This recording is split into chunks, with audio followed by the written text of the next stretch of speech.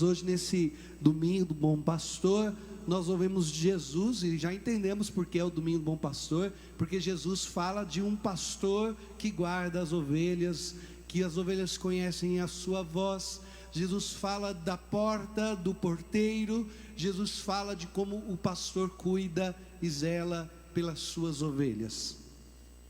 É lógico que no tempo de Jesus falar sobre pastor era muito fácil de se compreender, porque havia muitos lugares, muitas vilas, o povo vivia muitas vezes desse trabalho no campo, então era muito comum a figura do pastor, e os pastores tinham as suas ovelhas que eles cuidavam, e eles tinham a sua maneira de chamar a ovelha, e por isso diz que a ovelha conhece a voz do pastor. E os pastores à noite juntavam as ovelhas para guardá-las, para livrá-las dos ataques dos lobos, das feras. Então eles juntavam as ovelhas, vários pastores levavam as ovelhas para o mesmo lugar e colocavam todas no mesmo lugar e pagavam alguém para tomar conta daquelas ovelhas. E ao longo do dia eles iam descansar, e pela manhã, quando acordavam, eles iam até a porta daquele redil, e quando eles davam aquele chamado, aquele grito que a ovelha já conhecia, somente as ovelhas daquele pastor o seguiam. Então, para o povo de Israel era uma figura muito fácil de compreender. Quando Jesus está dizendo que o pastor, que ele é o pastor, que o mercenário, é lógico, é fácil de entender. Quem estava pago para cuidar da ovelha? Se chegasse um bandido, se chegasse um ladrão, se chegasse um assaltante e dissesse: olha, passa as ovelhas, senão você vai morrer. E ele ia pensar: puxa vida, vou perder minha vida para ganhar 50 conto aqui. Estou traduzindo, né? Ah, vou perder minha vida para tomar conta de uma ovelha que nem é minha. Ah, leva aí, não tem nada a ver. Deve ter seguro de ovelha. E deixava levar. É isso, o mercenário, ele não dá a vida, porque não é dele, a ovelha não é minha, eu estou aqui cuidando para ganhar uma grana. E Jesus então disse assim: olha, você tem que entender que o pastor, ele é o pastor porque ele dá a vida. As ovelhas conhecem sua voz, e o que ele faz pela ovelha, o mercenário não fará. E há muitas pessoas que não fazem, querem ser o pastor dos outros, querem pastorear, querem garantir salvação. Há muitas pessoas no mundo de hoje que querem assumir o lugar do pastor, mas não dão a vida por nós, não dão a vida por você. Gente, abre os seus olhos, essa é uma verdade atual.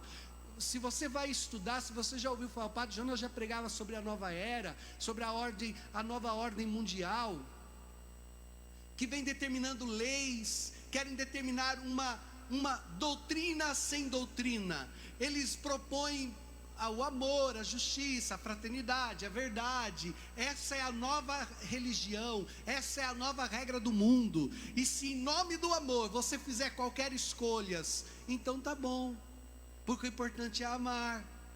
Não tem doutrina, não tem um segmento, não tem uma moral cristã, não tem moral de nenhuma igreja, de nenhuma religião. Não, aí ele quer substituir o pastor. Então dita as novas regras para os países, dita as regras dos relacionamentos humanos, quer então igualar os relacionamentos humanos, quer ser pastor. Gente, abre os teus olhos, vamos dizer a verdade. A ONU não pode te salvar, a nova ordem mundial não pode te salvar, presidente não pode te salvar, governador não pode te salvar. Quer ditar as novas regras, mas não são pastores, porque não dão a vida por você. Querem impor um sistema que inverte os valores, que inverte as coisas. E veja, na nova ordem mundial, agora querem colocar no lugar de Deus a terra. E por isso você escuta muitas vezes eles falar sobre a mãe terra, vamos honrar a mãe terra, a mãe natureza. Olha, quando o nosso Senhor criou, quando Deus criou o mundo, Ele criou todas as coisas, Ele criou a terra, criou o homem, e Ele disse para Adão: Adão, você vai dar nome e vai cuidar de toda a natureza. Deus está acima do homem, o homem recebeu poder sobre a natureza. O homem honra a Deus porque é superior a ele, e por isso zela pela natureza. E olha, a inversão, querem tirar Deus, querem tirar a religião. Então, se não tem Deus, quem que domina o homem? A natureza, aquilo que o homem deveria fazer, agora não. O homem se tornou um problema. O homem é um problema para o mundo. E por isso, se o homem é um problema para o mundo, por que não abortar? Vai superlotar o mundo e não tem condições de criar, é muita gente. Então, em nome do amor e dos direitos, vamos liberar o aborto. Gente, presta atenção, isso é a nova ordem mundial. De repente o homem que deveria cuidar da natureza, porque recebeu de Deus essa autoridade, não, agora a natureza é o Deus. E aí você vai escutando, porque a mãe terra, porque eu não sei, a mãe natureza, porque o homem tem que se sujeitar, porque o homem é um invasor.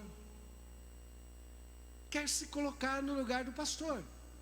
Estes pensamentos, estas organizações, essas pessoas querem conduzir a tua vida, querem conduzir a nossa vida, querem se colocar no lugar do pastor. Gente, veja nas reportagens, agora mesmo lá na China, estavam destruindo as igrejas, estão mandando demolir as igrejas. Se nós não abrirmos os olhos, nós vamos entrando em tudo isso, e nós vamos deixando o verdadeiro pastor, que é Jesus, de lado, e vamos ouvindo as vozes que não são do pastor, não ouvimos mais o evangelho, não guardamos mais os mandamentos, não vivemos mais os sacramentos. Nós vamos deixando a moral cristã, a moral católica, nós vamos deixando a fé cristã e vamos ouvindo as vozes do mundo. Mas as ovelhas conhecem a voz do seu pastor e não vão ser corrompidas, não vão ser enganadas, não vão ser arrastadas para outros, porque os mercenários não dão a vida por você. Gente, não dá a vida por você. Presta atenção nisso. É ilusão nossa você achar que são tão preocupados com a sua vida assim. Nossa, você vê alguns falando na TV, você vê algumas autoridades falando, nossa, como estão preocupados com a nossa vida. Será, gente? Começou a se preocupar quando? Agora eu quero falar para você do verdadeiro pastor, que está sendo ignorado, que está sendo deixado de lado nas vidas, nas famílias, que nos ensinou a vontade do Pai, que trouxe a vontade do Pai, que é nosso Senhor Jesus Cristo. Ele é o pastor, porque Ele conhece a vontade do Pai, e Ele sabe o quanto os homens se corromperam com os seus pecados. Ele nos ensina como voltar para o Pai, Ele nos alimenta para isso. Ele abriu para nós a porta do paraíso, do céu, quando Ele, assumindo a nossa condição humana, Ele tomou sobre si os nossos pecados, e morrendo numa cruz, Ele foi à mansão dos mortos, e destruindo a morte de dentro para fora, Ele abriu para nós a porta do céu e do paraíso. Esse pastor não só nos conduz para verdes prados, verdes campinas, Ele conquista estes prados, Ele conquista estas campinas, dando a sua vida por nós. Esse pastor verdadeiro abriu para nós a porta do paraíso, e por isso Ele diz, eu sou a porta. Ele diz, eu sou pastor porque eu conduzo vocês para um lugar que conquistei com meu sangue, dando a minha vida por vocês. Eu não sou como os mercenários, os que não vêm pela porta, os que não vêm por mim, pela minha palavra, pela minha doutrina, são ladrões e assaltantes. Eu sou o único caminho, eu sou a porta que leva para o céu. Então é por Jesus Cristo, é por meio de Jesus, é pela palavra de Jesus que nós alcançamos a salvação verdadeira, a vida verdadeira. É Ele que nos dá a verdadeira direção. Então, amados irmãos, veja, as palavras de Jesus demonstram que Ele é o pastor, Ele é a porta, e isso se dá na cruz.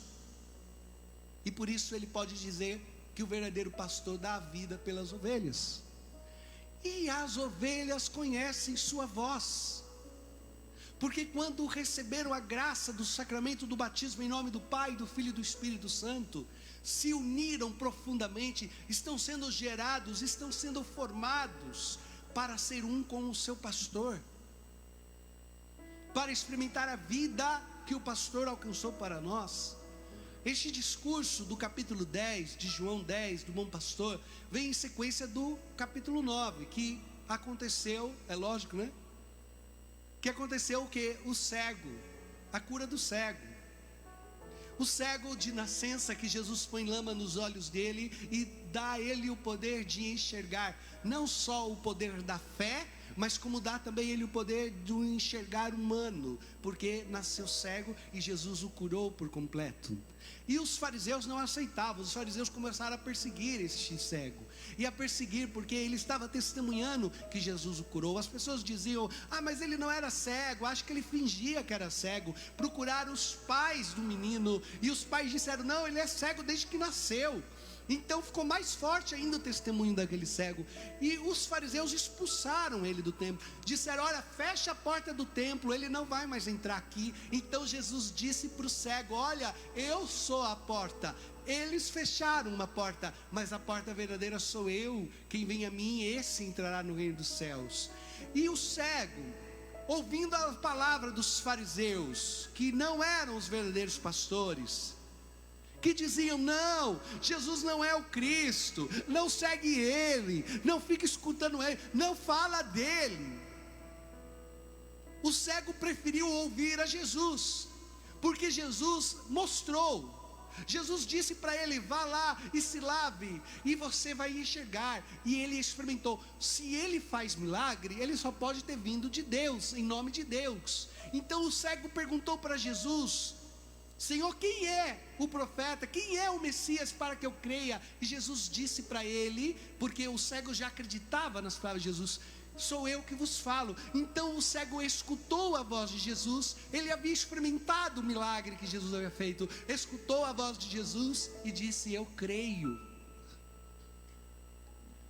As ovelhas escutam a voz do pastor, porque ganharam vida do pastor. Meu irmão e minha irmã, o que nosso Senhor fez por nós no Calvário, o que nosso Senhor tem feito por nós diariamente, o que nosso Senhor tem feito na nossa vida, o que nós já experimentamos de nosso Senhor, é motivo suficiente para você dizer que vai ouvir a voz do pastor, que vai deixar ser conduzido pelo evangelho do pastor, que você vai entrar no segmento. Não é uma vergonha, é isso que eu falava no início dessa pregação. Hoje parece que é até uma vergonha você querer ser ovelha. Gente, eu já escutei isso daí, você escuta isso daí. As pessoas dizem agora, porque houve tantas inversões de valores, é tudo tão invertido no mundo de hoje, que diz assim: ah, você vai ser ovelha, não fica sendo ovelha não, porque os padres querem fazer você uma ovelha, tontinha, ele manda, eles decidem o que eles quiserem, e você vai atrás deles. Não sei se é ovelha ou bezerro que faz isso, enfim. Ah, os pastores querem enganar, quer que você seja tonto, que você não pense, você tem que pensar com a sua própria cabeça. Não seja mais ovelha, seja agora um revolucionário, bata contra as ideias, contra tudo que a igreja ensinou, contra toda a verdade do evangelho, porque agora, depois de 2000 anos, nós, iluminados, inteligentes, sabemos mais do que a verdade da sã doutrina católica.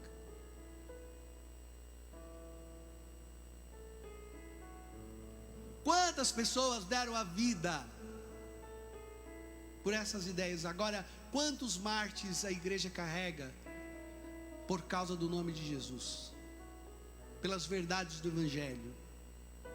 E eu quero dizer a meu irmão, minha irmã, nessas inversões parece que ser ovelha é uma coisa ruim, mas eu digo para vocês: não, só existe um pastor, nós somos ovelhas sim, porque só um pode ser a porta, só um conquistou estes prados verdes com o seu sacrifício na cruz, só um agradou perfeitamente o Pai, entregando sua vida no Calvário, obediente, puro, sem mancha.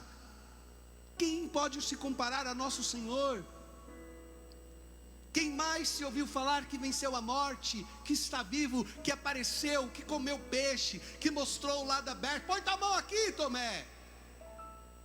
Quem mais, amados irmãos, sustentou e tem sustentado contra todas as forças do mundo a sua igreja, como prometeu? Por isso eu quero lhe dizer: nós sim somos ovelhas, não ovelhas tontas, porque o evangelho não é um sentimento, é uma decisão. Porque a nossa fé não é construída também senão sobre a racionalidade.